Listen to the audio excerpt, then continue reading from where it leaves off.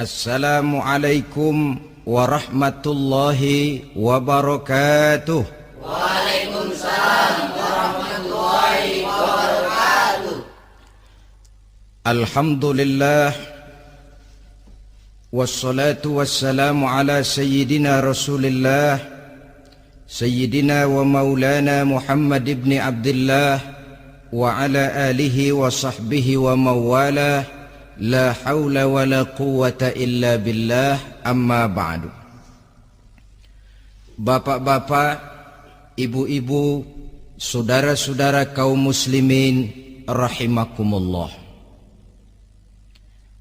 Sudah menjadi keyakinan dalam kehidupan kita bahwa segala yang ada permulaannya tentu akan ada penghabisannya.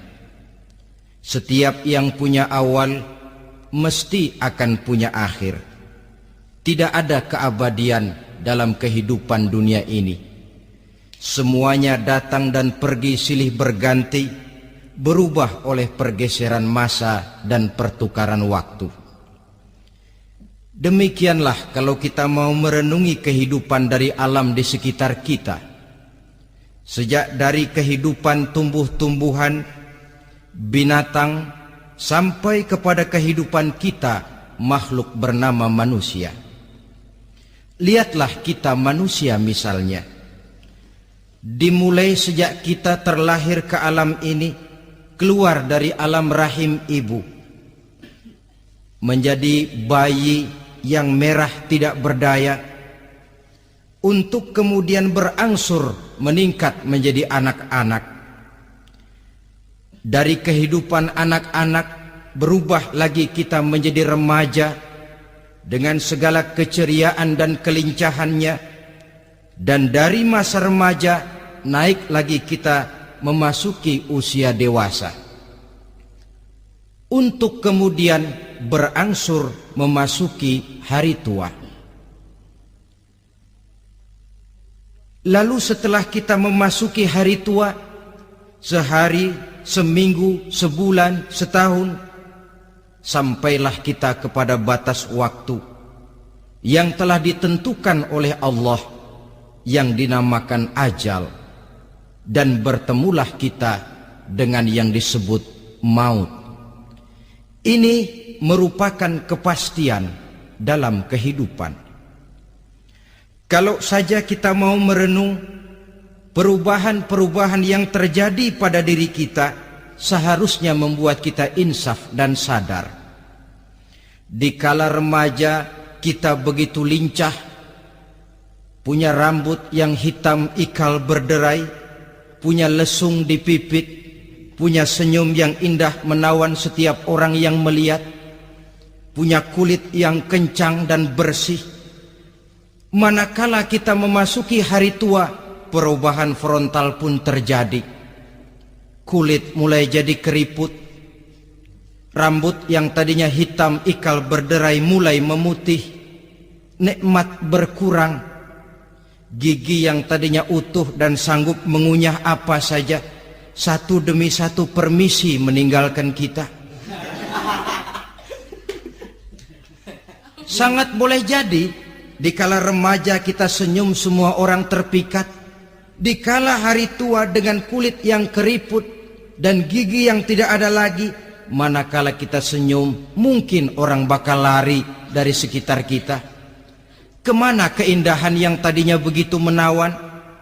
Kemana senyum lesung pipit yang tadinya menarik perhatian orang?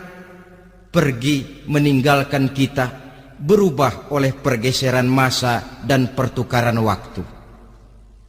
Nah, bila maut datang menjemput kita, selesailah kehidupan sampai di situ? Ternyata belum. Kalau lahir merupakan perpindahan hidup dari alam rahim ke alam dunia, maka mati hakikatnya merupakan perpindahan hidup dari alam dunia ini ke alam kehidupan yang berikutnya, yang dinamakan dengan alam barzakh. Andai kata hidup cuma sekali, secara moral kita sanggup berkata, alangkah tidak adilnya Tuhan. Kenapa? Dalam kehidupan ini kan aneka ragam terjadi. Ada orang yang zolim, ada orang yang dizolimi. Ada orang yang membunuh, ada orang yang terbunuh. Ada orang yang kaya, ada orang yang miskin. Ada orang yang jujur, ada orang yang menghalalkan segala cara. Sehingga banyak ketidakadilan yang terlepas daripada pengadilan dunia. Lalu orang pun bilang, di dunia ini katanya banyak pengadilan tapi sulit keadilan. Di dunia ini mudah mencari pengadilan tapi sulit untuk mencari ketidakadilan. Andai kata hidup cuma sekali, tidak akan ada hidup sesudah hidup yang sekarang ini. Bagaimanakah nasib mereka yang lepas dari pengadilan dunia ini? Alangkah tidak adilnya Allah, andai kata tidak ada kehidupan sesudah hidup yang sekarang. Tentulah akan terjadi di mana orang menghalalkan segala macam cara untuk mencapai tujuan. Yang penting kan saya kaya, yang penting kan saya punya jabatan dan kedudukan tinggi. Kalau perlu jilat atas, jilat atas. Kalau perlu sikut kiri kanan, sikut kiri kanan. Kalau perlu injak bawah, injak yang bawah. Ini prinsip daripada orang-orang komunis, dan pantas karena mereka tidak percaya kepada kiamat. Pantas karena mereka tidak percaya akan adanya kehidupan sesudah hidup yang sekarang ini. Maka saya menghimbau kepada seluruhnya, kita sudah kadung menyepakati negara ini berdasarkan Pancasila. Kita sudah kadung konsensus bahwa PKI dengan seluruh ajarannya tidak punya hak hidup di bumi Pancasila yang kita cintai ini. Maka salah satu ajaran PKI tujuan menghalalkan cara. Kita orang Indonesia yang berbudi pekerti luhur, yang punya nilai budaya tinggi, janganlah sampai mencaci PKI, membubarkan PKI, mengutuhkan PKI, tapi dalam kehidupan sehari-hari prakteknya prinsip komunis kita pakai. Apa itu? Tujuan menghalalkan cara. Asal sudah tujuan tercapai, cara apapun saja halal. Itu pandangan hidup orang yang tidak percaya kepada adanya hari akhirat. Sebagai muslim yang yakin akhirat ada, kiamat pasti akan datang. Hidup tidak cuma sekali. Maka kalau kita zalim, kalau kita berbuat aniaya, kalau kita melakukan korupsi, kalau kita merugikan orang lain, boleh jadi kita terlepas daripada pengadilan dunia. Tapi ingatlah, kita tidak akan pernah lepas dari pengadilan Allah. Pengadilan Qadhi Rabbul Jalil, di mana kita akan diadili dengan seadil-adilnya, dan tidak satu perbuatan yang bersifat salah, yang bagaimanapun kecilnya, yang akan lepas dari pengadilan di akhirat itu nanti. Pantas saja kalau satu hari malaikat Jibril datang menasehati Rasulullah sallallahu alaihi wasallam, yang artinya juga menasehati kita semua. Apa kata malaikat Jibril kepada baginda Nabi? Ya Muhammad, ish ma syi'ta fa innaka mayyitun. Hai Muhammad, hiduplah semau kamu, tapi jangan lupa kamu pasti akan mati. Kalau memang dilarang tidak terlarang, dicegah tidak tercegah, kamu mau melaksanakan hidup menurut maumu sendiri, persilakan, hiduplah menurut mau dan gayamu. Tapi jangan lupa, fa innaka mayyitun, satu saat kau pasti bakal mati. Dan mati itu bukan akhir dari segalanya. Dia babak baru bagi kehidupan selanjutnya. Silakan hidup menurut maumu, tapi jangan lupa kau pasti akan mati. Wa'mal ma syi'ta fa innaka majziyun bih. Kerjakan apa saja yang kamu mau. Kalau kau mau menghalalkan segala macam cara, persilahkan halalkan segala macam cara. Tapi jangan lupa, kau akan mendapat balasan dari seluruh amal perbuatanmu. Wa ahbib ma syi'ta fa innaka mufariquhu, dan cintailah apa saja yang mau kau cintai. Kau cintai anak istrimu, silahkan. Kau cintai harta bendamu, tafadhal. Kau cintai tanah airmu, kau cintai pangkat dan jabatanmu, persilahkan. Tapi jangan lupa, fa innaka mufariquhu, kau pasti akan berpisah dan akan meninggalkan segala yang kau cintai itu. Apa artinya ini buat kita? Ternyata sesudah maut datang menjemput kita, ada kehidupan sesudah hidup yang sekarang ini. Ini yang mendorong kita untuk dalam kehidupan di dunia ini tidak melakukan prinsip saenake dewe, semaunya sendiri saja, asal perut kenyang, asal pangkat tinggi, asal harta dapat. Masa bodoh dengan merugikan orang lain, masa bodoh dengan menipu orang lain. Iku jenenge saenake dewe. Muslim tidak diajarkan. Ingat manusia, setelah kau mati, setelah kiamat datang, kau akan dibangkitkan, kau akan dimintakan pertanggungan jawab tentang kehidupan yang sekarang ini. Saudara hadirin, oleh sebab itu kalau kita bicara soal kiamat, soal akhirat, ini memang masalah yang gaib, yang sepenuhnya tidak bisa dicernakkan dengan kemampuan penalaran intelektual. Dasar di dalam membicarakan ini tidak lain adalah iman kita kepada Allah Subhanahu wa ta'ala. Bukan cuma zaman sekarang, dari zamannya Nabi. Orang itu kalau sudah bicara kiamat, bicara akhirat, ada yang ragu-ragu, ada yang menolak sama sekali. Bukan dari zaman sekarang, dari zaman dulu. Pernah kok satu saat Rasulullah itu dakwah, menceritakan, saudara-saudara, akan terjadi kiamat di mana Allah akan membangkitkan manusia dari kuburnya untuk memintakan pertanggungan jawab.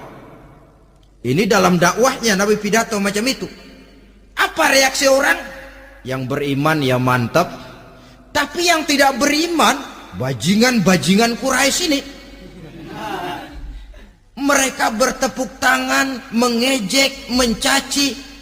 Malahan ini yang luar biasa, ada dua orang kafir namanya Ubay bin Ka'ab dan Al-As bin Wa'il. Mendengar pidato macam ini, mereka buru-buru pulang ke rumah. Ngapain? Ngambil pacul. Lalu berangkat nyari kuburan tua. Dia gali itu kuburan. Tulang-tulangnya diangkut, dibawa ke depan Nabi. Ya Muhammad, tulang-tulang yang udah hancur begini, siapa yang bisa ngidupin lagi? Yang macam-macam aja kamu Muhammad. Nggak rasional, nggak masuk akal. Allah menjawab. Apa kata Allah? وَضَرَبَ لَنَا مَثَلًا وَنَسِيَ خَلْقَهُ قَالَ مَنْ يُحْيِي الْعِظَامَ وَهِيَ رَمِيمٌ قُلْ يُحْيِيهَا الَّذِي أَنْشَأَهَا أَوَّلَ مَرَّةٍ وَهُوَ بِكُلِّ خَلْقٍ عَلِيمٌ. Mereka memberikan perumpamaan kepada kami, kata Allah. Mereka melupakan asal kejadiannya. Mereka bertanya, siapa yang sanggup menghidupkan tulang belulang yang sudah hancur kayak begini? Qul yuhyiha allazi ansha'aha awwala marrah. Katakan kepada mereka Muhammad, yang akan menghidupkannya adalah dia yang telah menciptakannya pertama kali dulu. Kalau dia sanggup menciptakan, dia tentu lebih sanggup lagi untuk mengembalikan reproduksi ciptaan itu sebagaimana semula. Yang paling kasihan yang ragu-ragu. Akhirat itu ada apa enggak sih? Kiamat itu ada apa enggak sih? Lantaran ragu-ragu, terombang-ambing dia antara harapan dan putus asa, antara kenyataan dan idealisme. Ada yang buta sama sekali, 100% terhadap keadaan-keadaan sesudah mati. Perhatian mereka hanya tercurah kepada kehidupan sebelum mati. Yang mereka perhatikan siang dan malam tidak lebih daripada urusan perut. Pergi pagi, pulang sore, peras keringat, banting tulang. Cuma soal makan, soal minum, soal pakaian, soal kendaraan, soal rumah tangga, soal anak, soal istri. Yang mereka pentingkan hanya soal-soal politik misalnya, ekonomi, pembangunan dan industri. Untuk soal-soal kayak begitu giat betul, habis seluruh waktu untuk memikirkan meningkatkan kebudayaan, politik, sosial, ekonomi. Kadang-kadang kurang tidur, kurang istirahat, berkeliaran ke sana kemari ke tempat yang jauh-jauh, sampai kadang-kadang terkena stres, penyakit darah tinggi, ginjal, lever, untuk memikirkan hal-hal yang semata-mata karena dunia saja. Lantas boleh jadi mereka mendapatkan kekayaan yang berlimpah ruah, mendapatkan kedudukan yang tinggi, nama yang semerbak, dikenal orang di barat dan di timur, di utara dan di selatan. Tetapi alangkah kecewanya mereka jikalau datang ajal menjemput nyawa, mati mereka, meninggalkan harta yang banyak, nama yang masyhur. Mereka disebut dengan jasa-jasanya. Radio memberitakan, TV menyiarkan, koran-koran memuat. Bahkan nama mereka kadang-kadang dikenang 2-3 tahun setelah wafatnya. Tetapi dalam pada itu, roh mereka merintih, mengeluh, menderita, karena dilemparkan oleh Allah ke tempat-tempat yang kotor. Penyesalan yang sudah tidak akan ada gunanya lagi. Saudara-saudara kaum muslimin rahimakumullah. Oleh karena itu, kehidupan akhirat bukanlah dongeng dan takhayul, bukan khurafat dan hayalan. Kehidupan akhirat, hari kiamat, adalah kebenaran dan kepastian. Dalam surah Al-Hajj ayat ke-7, Allah subhanahu wa ta'ala menyatakan, wa anna as-sa'ata atiyatun la raiba fiha wa anna allaha yab'asu man fil qubur. Dan bahwasanya kiamat itu sesungguhnya adalah sesuatu yang pasti dan tidak ada keraguan-raguan lagi di dalamnya. Dan bahwasanya Allah sungguh-sungguh akan membangkitkan manusia dari kuburnya masing-masing. Nah, kalau kita sudah yakin kiamat sesuatu yang pasti adanya, akhirat sesuatu yang pasti adanya, dari mana pembicaraan tentang kiamat ini kita mulai? Tentu dari diri kita. Marilah kita mencoba melihat proses perjalanan hidup ini sampai kita memasuki kiamat. Hadirin, tidak ada makhluk secantik manusia. Tidak percaya, pernah ke Ragunan? Nah, saudara masuk ke kebun binatang, segala macam makhluk ada di situ, ratusan macam jenis binatang. Bandingkan dengan saudara, kira-kira cakep mana?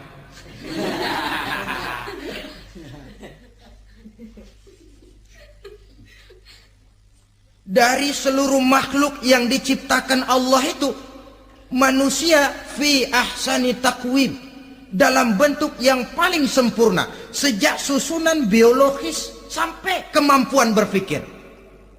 Biologis kita ya Allah, diciptakan kita begini rupa, diberikan 2 kaki untuk berjalan, 2 tangan untuk bekerja, diberikan 2 mata, dua-duanya di depan.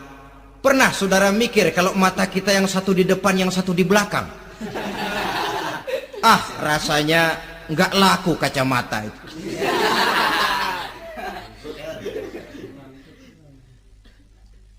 Diberikan hidung dengan 2 lubang, tahu betul Allah ke bawah lagi lubangnya. Coba pikir kalau lubang hidung kita menghadap ke atas. Aduh, kalau musim hujan repot jagain hidung. Laqad khalaqnal insana fi ahsani taqwim.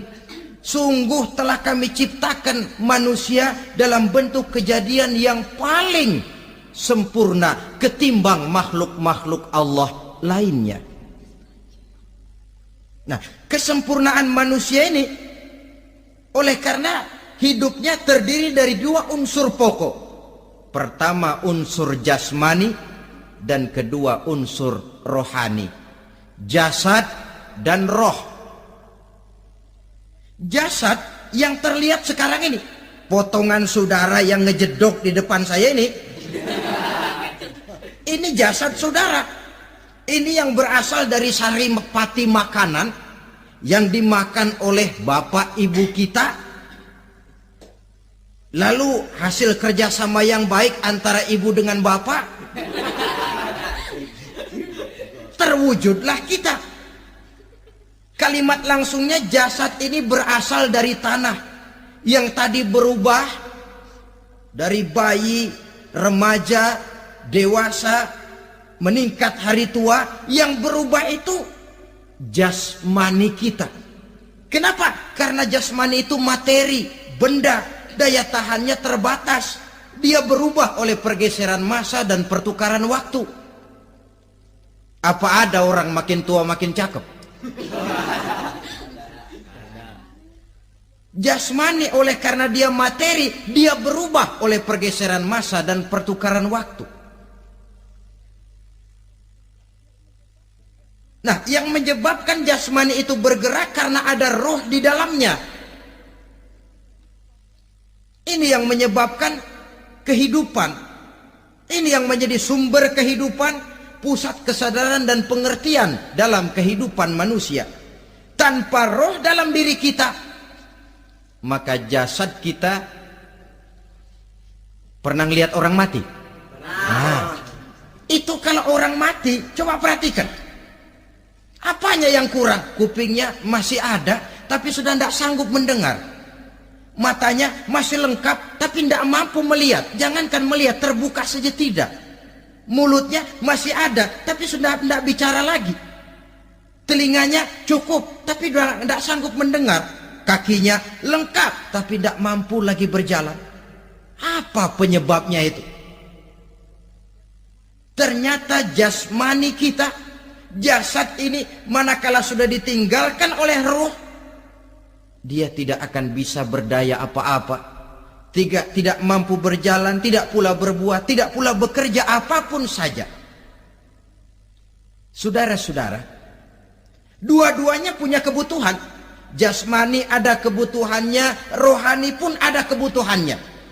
Jasmani yang jelas perlu makan, perlu minum, perlu tidur, perlu pakaian, dan sebagainya. Nah, apabila saat berpisah datang, ajal sampai, berpisahlah roh dan jasad. Dan itulah yang dinamakan dengan maut. Jadi, apa sih mati itu? Mati adalah berpisahnya roh dengan jasad. Sebab itu Islam sangat menganjurkan kita untuk banyak-banyak mengingat mati. Bagaimana caranya mengingat mati? Pertama, mati itu kan pasti.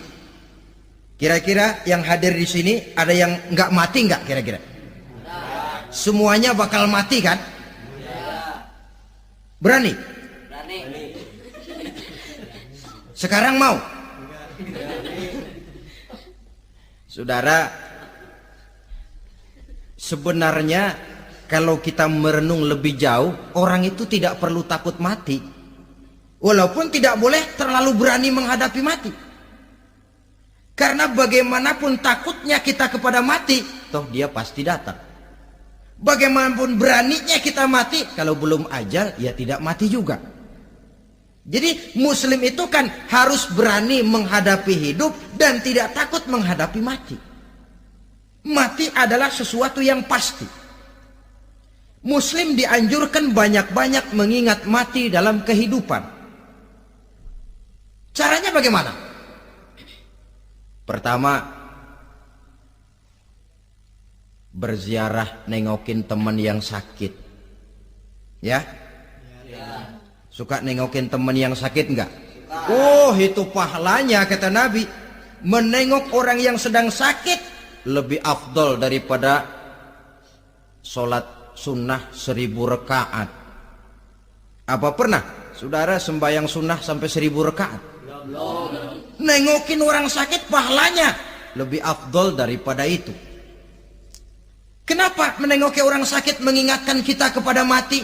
Iya ya, ini teman saya yang kemarin segar banget, bercanda sama saya, ketawa sama-sama, sekarang terbaring tidak berdaya, hilang kemampuannya, hilang keceriaannya, sakit. Iya kalau sembuh, kalau ajal, iya sekarang giliran dia, kalau jatuh ke saya. Lalu menghibur teman dengan kata-kata yang enak, yang akan mendatangkan sugesti supaya dia cepat sembuh. Jangan nengokin orang sakit jujur. Sakit apa lu? Perut. Emang teman gua kemarin sakit begini mati ya? Wah, itu orang bisa jadi shock lantaran etika kita tidak akan sampai ke sana. Menjenguk orang sakit akan mengingatkan kita kepada mati. Apalagi ziarah kubur. Ada yang orang tuanya sudah meninggal? Kalau ada, ya tidak bisa tiap hari, sekurang-kurangnya seminggu sekali, Jumat pagi misalnya, ziarah kita ke kubur.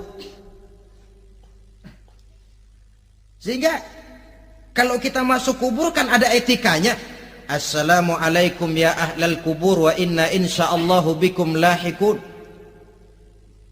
Hai penduduk kubur, keselamatan bagi kamu dan kami yang masih hidup sekarang ini insyaallah pasti bakal nyusul kamu. Iya, yang kemarin gagah benar sekarang terbaring tanpa daya. Ini unggukan kuburannya. Yang kemarin ada sekarang sudah tidak ada. Kemana dia? Kami satu saat pasti akan begini.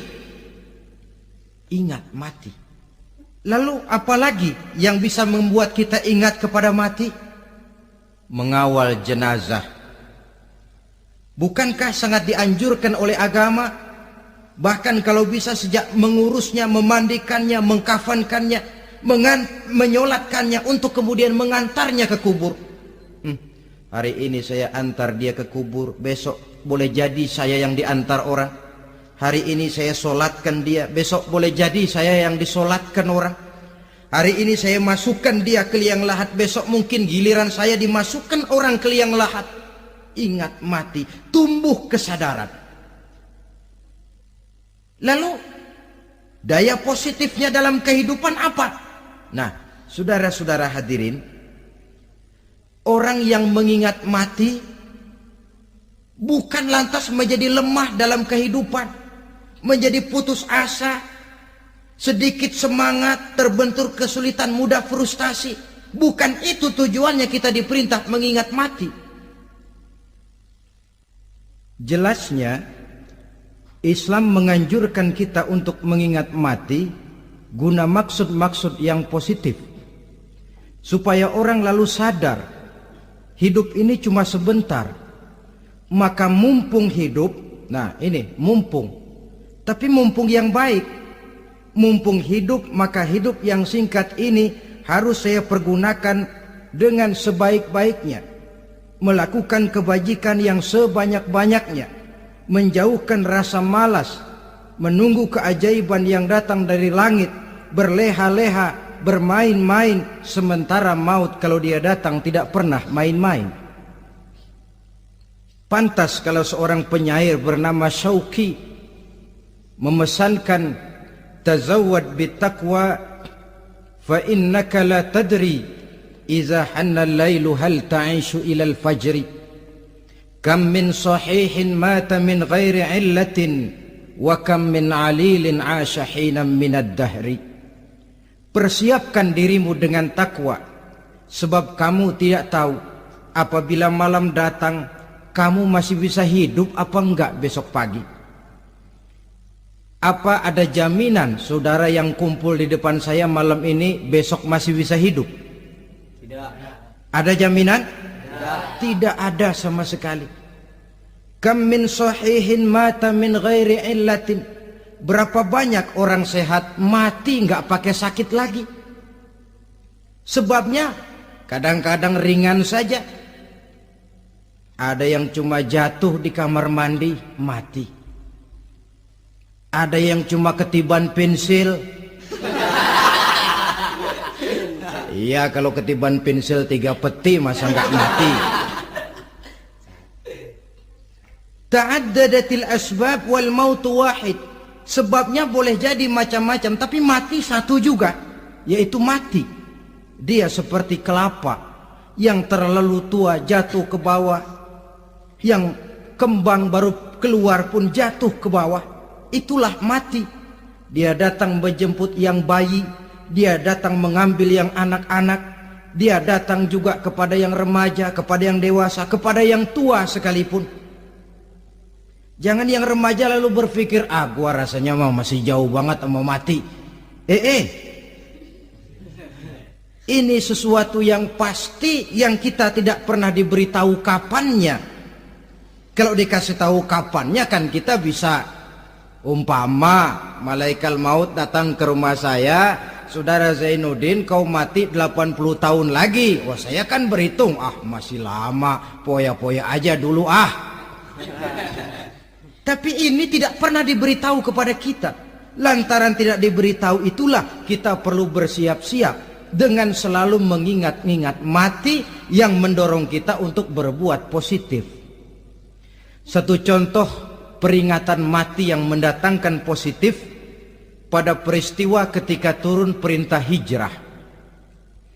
Ketika di Mekah sudah terpepet turun perintah hijrah. Ini sahabat yang berangkat hijrah, jangan dikira semua bulat hati. Ada yang mikir, kalau saya hijrah berangkat dari Mekah ke Madinah, nanti di tengah jalan dicegat oleh kafir Quraisy lalu dibunuh, mati saya.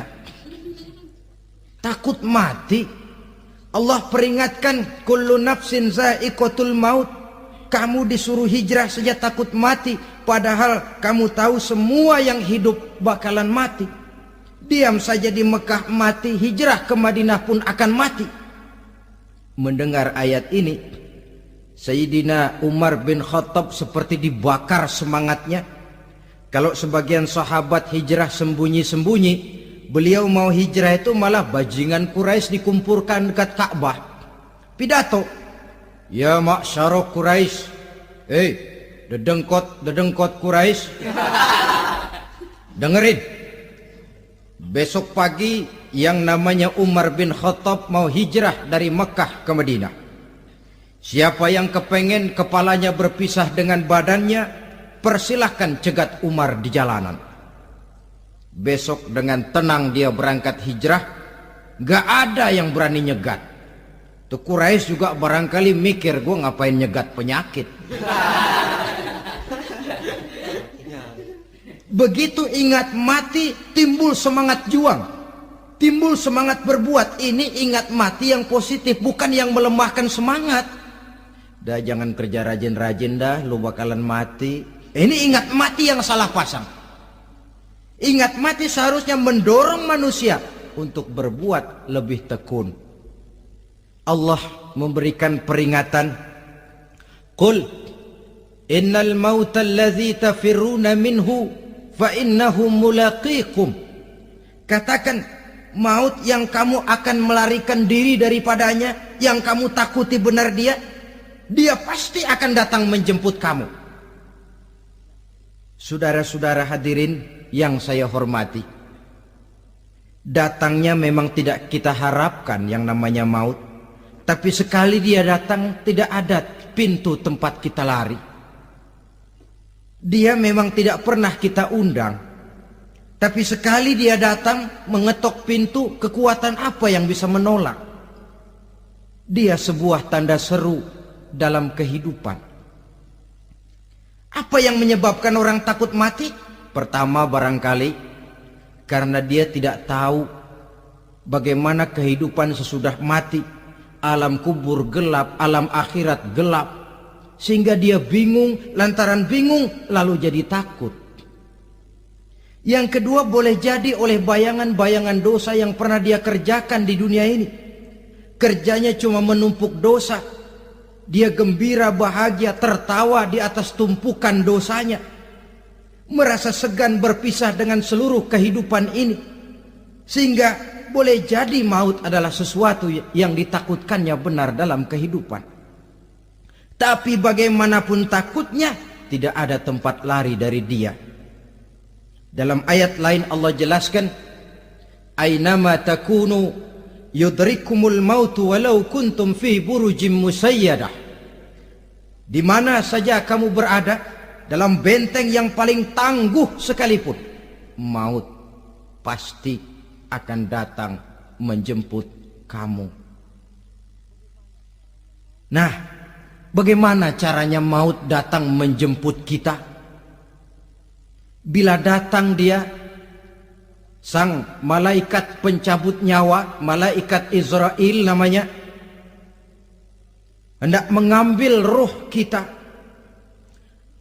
Dalam suasana macam begitu, di akhir kehidupan dunia, dalam berhadapan dengan sakaratul maut, terbagilah manusia dalam dua bagian besar. Pertama, yang menghadapi sakaratul maut itu dengan husnul khatimah, baik di akhirnya, sehingga pada saat ruhnya berpisah dengan jasadnya, kelihatan dia seperti senyum, mukanya cerah. Bahkan sebelum itu boleh jadi dia sempat meninggalkan pesan-pesan yang baik. Ada yang sempat azan, ada yang sempat baca Quran. Pernah kan nemui orang yang mau mati seperti itu? Yang sempat azan, yang sempat baca Quran, yang sempat meninggalkan wasiat-wasiat yang baik. Sebab apa? Malaikat maut datang menjemput mereka juga dengan baik-baik.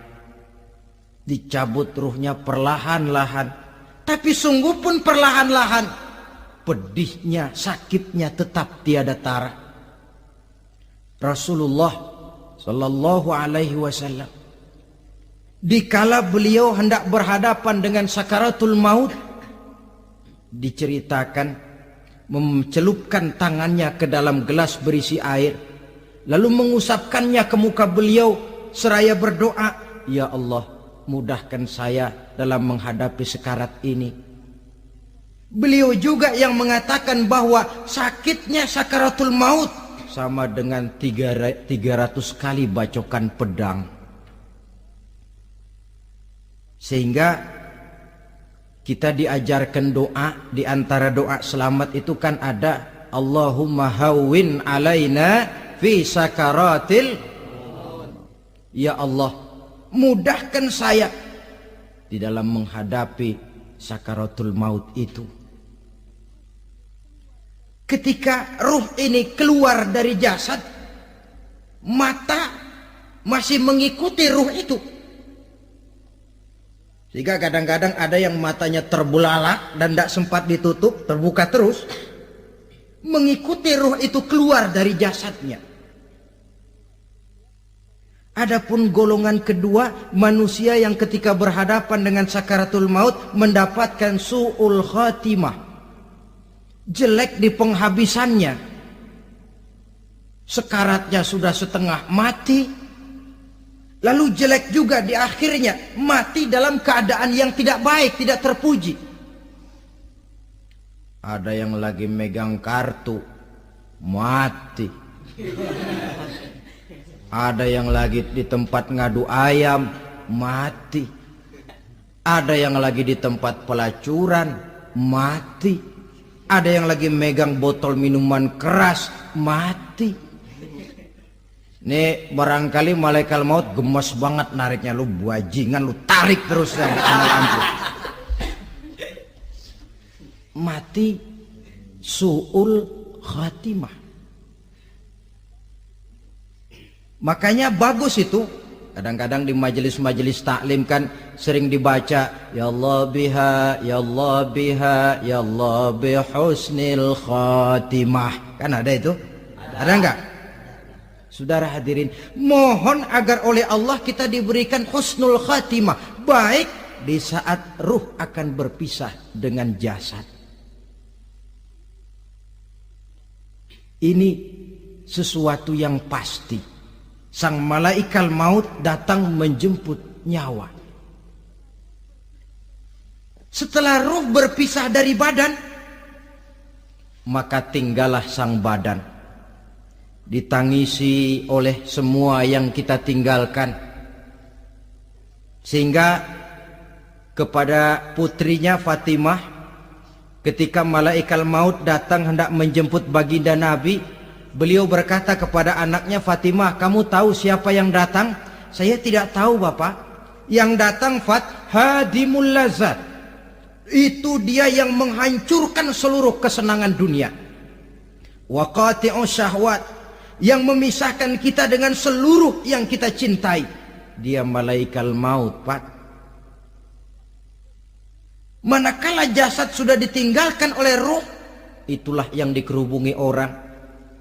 Anak menangis, istri menangis, orang tua bersedih, teman-teman merasa kehilangan, menangisi jasad. Diuruslah jasad kita, dimandikan sebagaimana mestinya, dikafankan dengan kain putih 3 lembar, itu yang hendak kita bawa kembali ke tempat asal kita. Pakaian sutra, jas yang mereknya Switzerland wool, kain yang Samarinda, sepatu yang Belly atau Beltoni, jam tangan yang Rolex, kendaraan yang serba mewah, tidak ada yang menyertai kita. Kain putih 3 lembar itu saja lagi. Demi setelah dikafankan, dibujurkan kita menghadap ke arah kiblat, orang banyak pun datang menyolatkan kita dengan 4 takbir, diiringi dengan doa. Lalu upacara pelepasan, berangkat kita meninggalkan anak, istri, suami, kampung halaman, tanah air, bahkan alam dunia ini.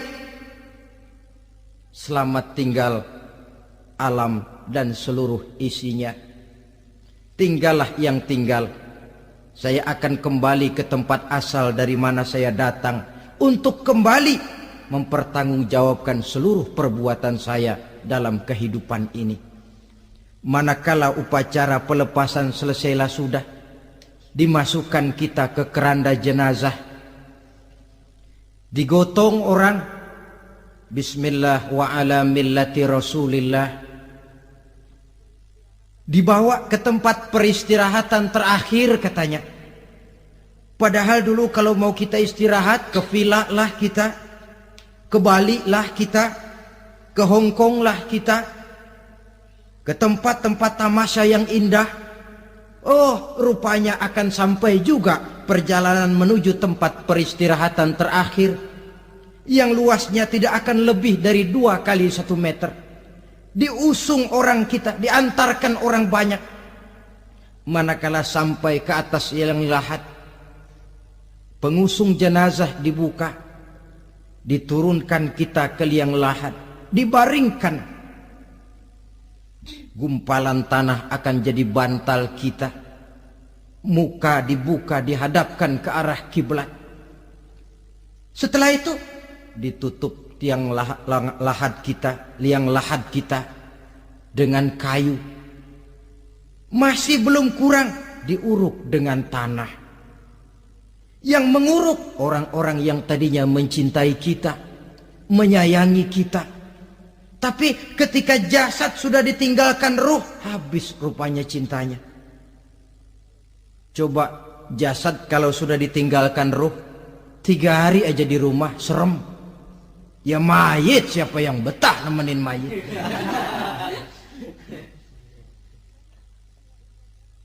Lalu bila upacara pemakaman selesai,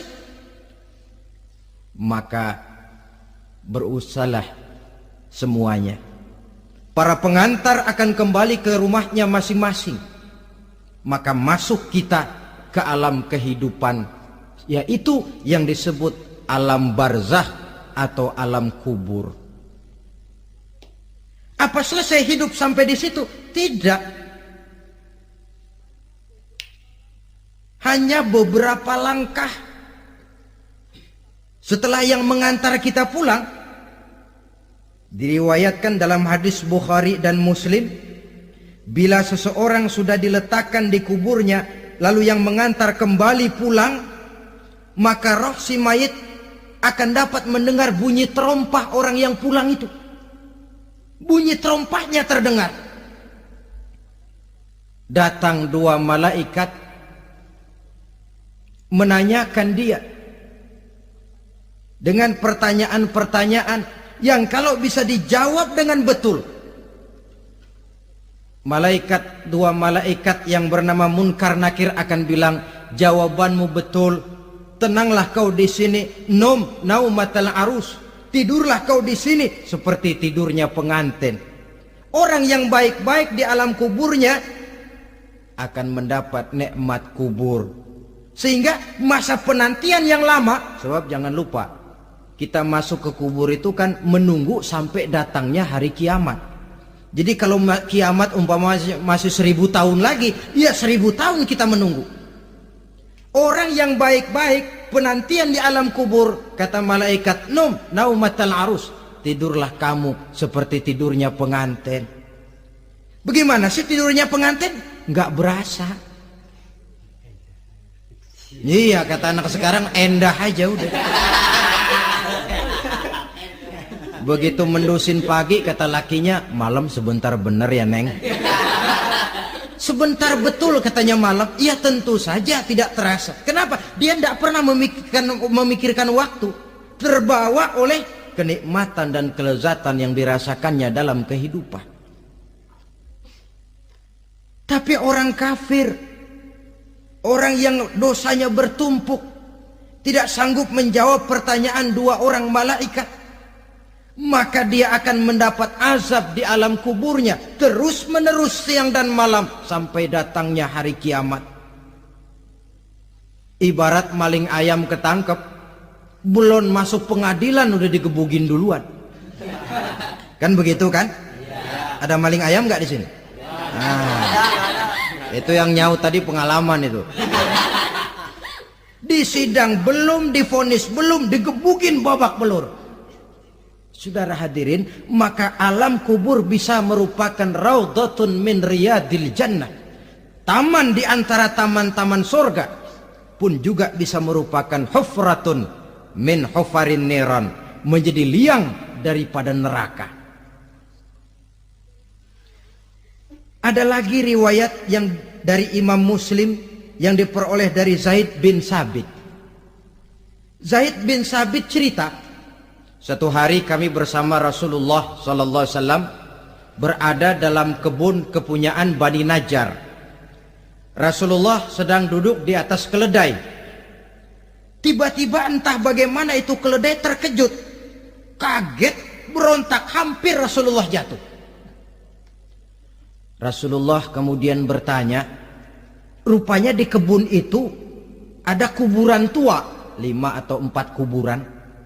Rasulullah lalu bertanya, saudara-saudara ada yang tahu nggak ini kuburan siapa?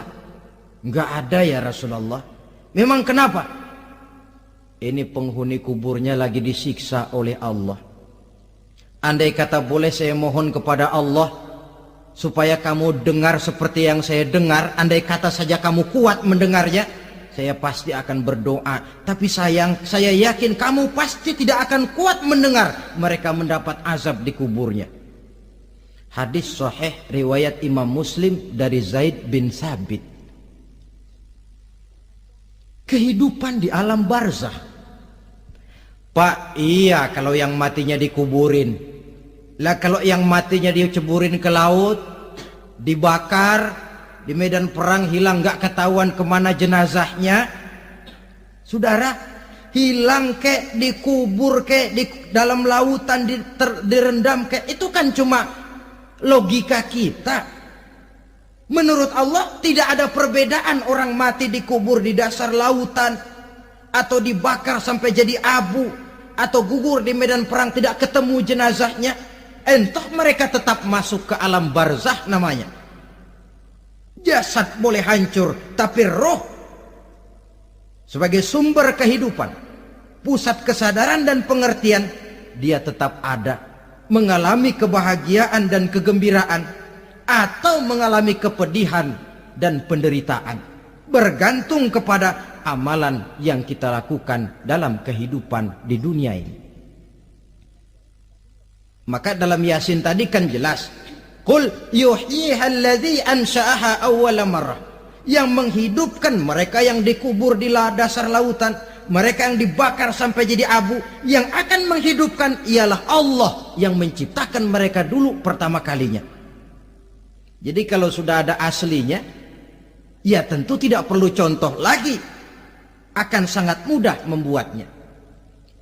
Orang tua kita, keluarga kita yang sudah berpulang, mereka di alam barzah sekarang ini bisa mendapat nikmat kubur, bisa mendapat azab kubur, bergantung amalan mereka dalam kehidupan di dunia ini. Dalam Musnad Imam Ahmad dan Sahih Abi Hatim malah ada tambahan riwayat, orang yang banyak kebajikannya di dunia, amalannya akan datang menemani dia.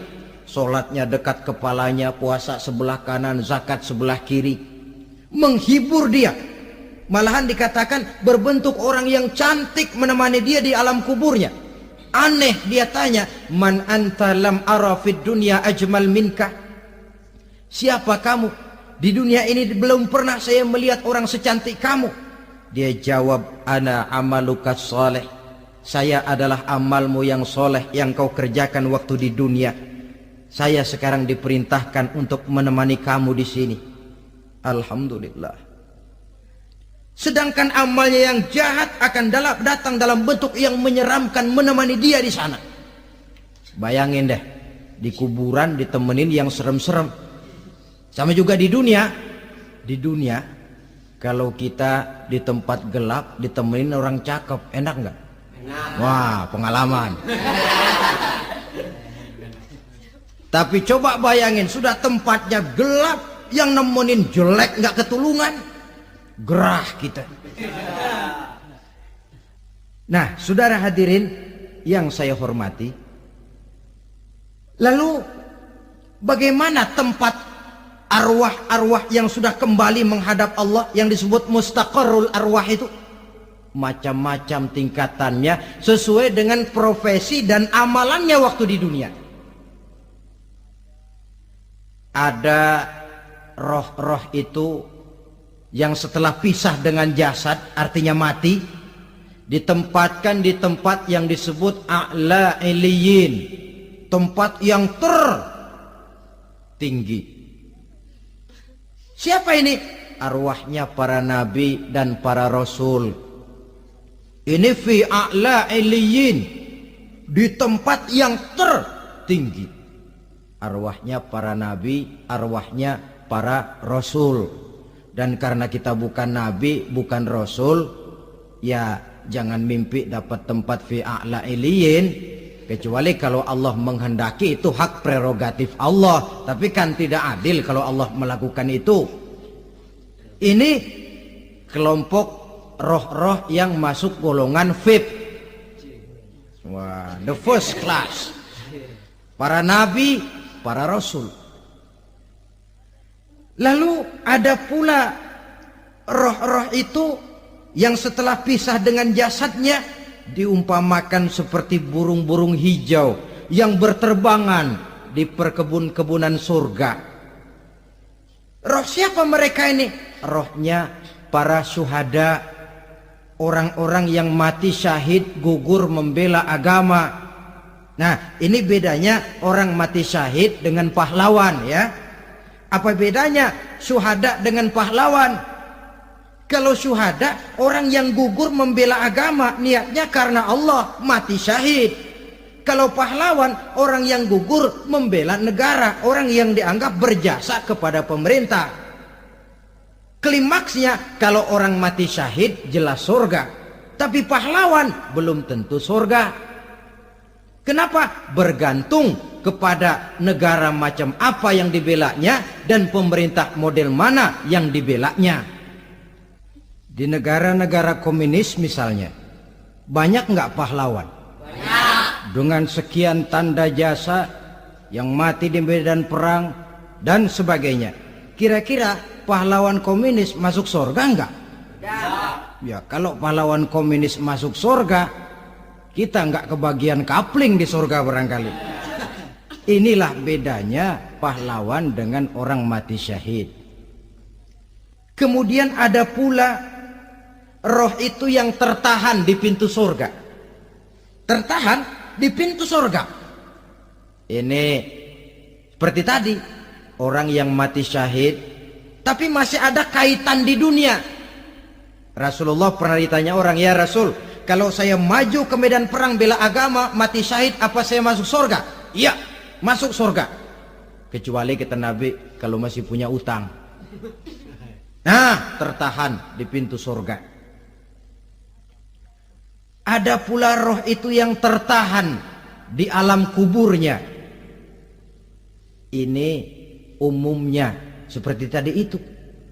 Ada mempunyai dosa, mempunyai kesalahan, sehingga merasakan azab kubur. Ada juga roh itu yang tertahan di permukaan bumi. Mereka yang dalam hidup selalu menumpuk dosa-dosa yang besar, meninggal sebelum keburu untuk bertaubat. Saudara hadirin yang saya hormati, inilah yang kita khawatirkan. Sebab jikalau pada saat roh sudah datang, jikalau saatnya roh datang berpisah dengan jasad, menemukan sakaratul maut, saat itu taubat sudah tidak akan ada gunanya lagi. Masuk ke alam kubur, mendapat azab kubur sampai datangnya hari kiamat. Berapa lama di alam kubur ini? Menunggulah kita sampai datang saatnya kiamat. Nah, saudara-saudara, apa tanda-tanda hari kiamat? Kapan dia akan datang? Bagaimana hal ihwal manusia pada saat terjadi kiamat? Bagaimana alam ini? Bagaimana perhitungan di padang mahsyar? Insya Allah akan saya ungkapkan pada bagian kedua dari ceramah ini. Insya Allah kita akan lanjutkan pembicaraan ini sampai kepada terminal paling akhir, surga dan neraka. Inilah saja pertemuan kita pada kesempatan kali ini. Terima kasih banyak atas segala perhatian. Mohon maaf atas segala kekurangan. Wabillahi taufiq wal hidayah. Wassalamualaikum warahmatullahi wabarakatuh. Waalaikumsalam warahmatullahi wabarakatuh.